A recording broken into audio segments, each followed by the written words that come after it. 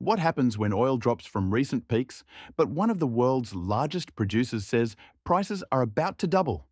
This is the financial brief. Oil just posted its worst month since the COVID-19 pandemic. Brent crude has plunged nearly 19% in May alone, falling to around $92 a barrel. The reason? Growing optimism that the United States and Iran are close to a 60-day ceasefire deal that would reopen the Strait of Hormuz, the narrow passage between Iran and Oman that carried roughly 20% of global energy supply before the conflict began in late February. Washington and Tehran have reportedly mostly agreed on the terms of a memorandum of understanding, though President Trump has not yet signed off. Now, you're probably thinking, that sounds like relief. Lower gas prices, cheaper shipping, inflation pressure easing, and you'd be right to a point. But here's where it gets complicated. Iran fired missiles at unidentified targets late Thursday, just hours after the Pentagon confirmed a ballistic missile launch toward Kuwait and attack drone deployments around the Strait. Treasury Secretary Scott Bessent was non-committal when asked about the deal, saying only that the teams have been going back and forth. So the market is pricing in peace while the battlefield is still active. That's what traders are calling the ceasefire discount, a gap between diplomatic optimism and military reality that could snap shut violently if talks collapse. And one major oil company thinks it will. Except Exxon Mobil isn't celebrating. The oil giant issued a stark warning Thursday that directly contradicts the market's optimism. Senior Vice President Neil Chapman told a conference in New York that global oil inventories are approaching, in his words, unheard of levels. Not unheard of low. Record low. Chapman didn't mince words. He said physical Brent cargo prices will spike to between $150 and $160 per barrel once those inventory floors are hit, potentially within coming weeks.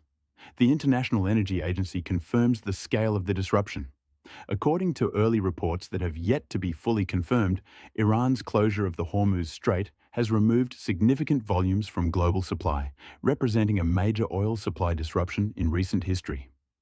Stockpiles absorbed the shock for a while, but that buffer is nearly gone.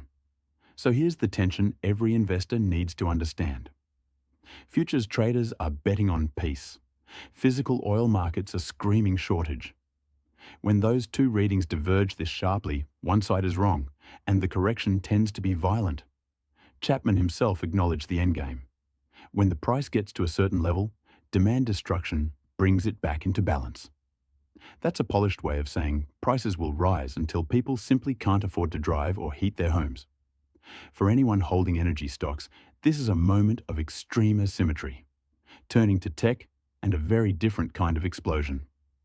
Snowflake surged 36% in a single session, its best day ever, after reporting results that shattered every estimate on the street.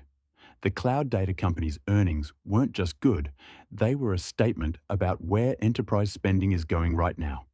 And the answer is artificial intelligence infrastructure. The rally didn't stay contained. ServiceNow, Oracle, and Palantir all caught a lift as investors rushed back into software names tied to AI workloads.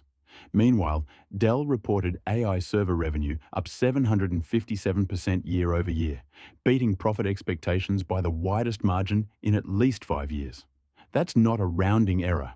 That's a structural shift in how corporations are allocating capital. Now, you might wonder why software is rallying this hard while geopolitical risk is this elevated.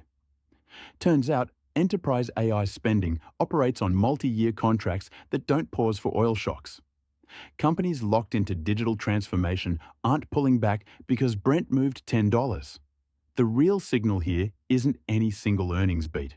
It's that the AI spending wave has crossed from chip makers into the software layer, and that's where the margin expansion actually lives. Salesforce bucked the trend and fell, proving the market is being selective, not euphoric. Big signals today, and they're pulling in opposite directions. Subscribe to stay ahead. This has been the Financial Brief.